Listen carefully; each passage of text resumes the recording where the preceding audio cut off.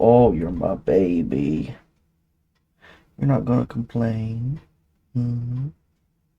Hello everybody and welcome to another development log for Orbital Entropy. So the last video I made on Orbital Entropy was about a month ago, and a lot has happened between now and then. And if you've been keeping up with some of my progress reports, you would know that the game has been released. However, I want to make a final devlog detailing everything that happened between the last devlog and now. So let's get into it. So I guess to start out, one thing I started to do was add some more levels.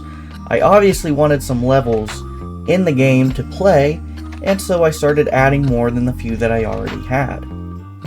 I also added a hint system. This system will create a little hologram of the planet. Oh, want down? Okay.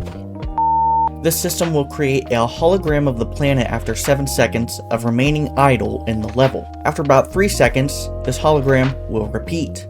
It will generally push you in the direction to launch the planet in order to get enough score in order to pass the level. Speaking of a score, I also added a save system. This will save your current score, your high score, and the number of orbits it took you to complete a level. However, all that's really cared about is the high score.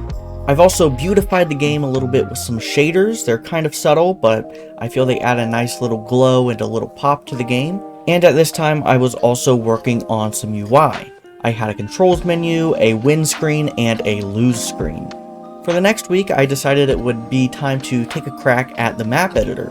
I already had a general idea of how to save stuff in Game Maker, so I just took it a step further with saving objects that you have in the map editor. I also had to add a method to process these objects into actual game objects. So instead of just a black hole that's just appearing in the map editor, it would become a black hole in the game once you are playing that custom level. The map editor itself has some functions like saving your map, obviously, and loading your map so you can keep on editing it. And overall, it just has a lot of functions that you would expect out of a level or map editor. This was also a week where I added sound. There's sounds when you pick up coins in the game, and there's sounds when you complete an orbit. For week 4, I wanted to work more on a main menu. I already had the groundwork laid out for it. I just decided to create a title screen when I was designing the map editor, and so I already pretty much had it about halfway done. What I really focused on this week was adding some submenus. So when you press the play button, it's going to bring up a submenu. In the submenu, I also added a level select screen. You can also load in custom maps. I also added a screen for credits. Obviously, I did pretty much all of the design and programming. However, there are others that designed some of the assets. I just used some asset packs, such as an explosion sheet and sounds, that I did not create, so I obviously wanted to give some credit to those people. I also allowed planets that enter a sun, not a black hole, but a sun, to explode. I felt a violent reaction is a little more realistic, and I assume a planet flying into a sun would kind of heat up and kind of disintegrate. So I just decided I'm just going to make it an explosion. Before in the game, when you would complete a level, when you'd get enough coins and complete enough orbits, the level would just automatically say you win and you can move on. Now, if you had some time left in the timer, it was kind of irrelevant. You would just win the game and you wouldn't be able to collect any more stuff to add to your score. So I changed this. Once you complete all the objectives in a level, a little piece of text is going to come up that says objectives complete. You can click to automatically win the level, or you can just wait for the timer to count down. I feel this is a good balance between getting a higher score and going through the game as fast as you want, pretty much. This is meant to be a casual game.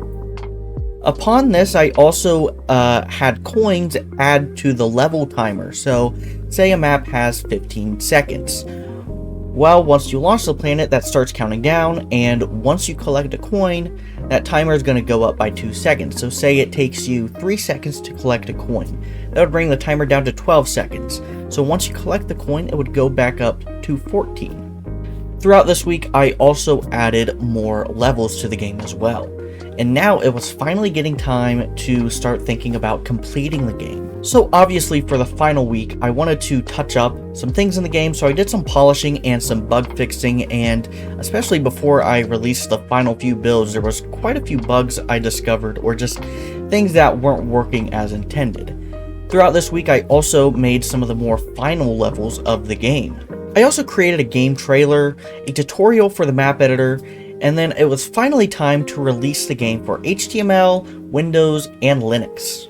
So for the release, I created a very nice itch.io page and a web page on my website, some of which you can see right here, going through all of the screenshots I included on itch.io. So this devlog has been just more of what I have been doing through these past few weeks since the last. So while I have made progress reports between my last devlog and this one, I just kind of wanted to wrap up in a shorter and more concise video what I have been doing. Anyways, the game is out right now. It is free, or you can name your own price. It's going to be down in the description where you can play it. You can download it for access to that map editor, and you can start playing, creating maps, and sharing maps. So let me know what you guys think in the comments. Let my dog know right here. And I guess I'll see you all next time. Thank you so much for watching. You want to say bye-bye, mister?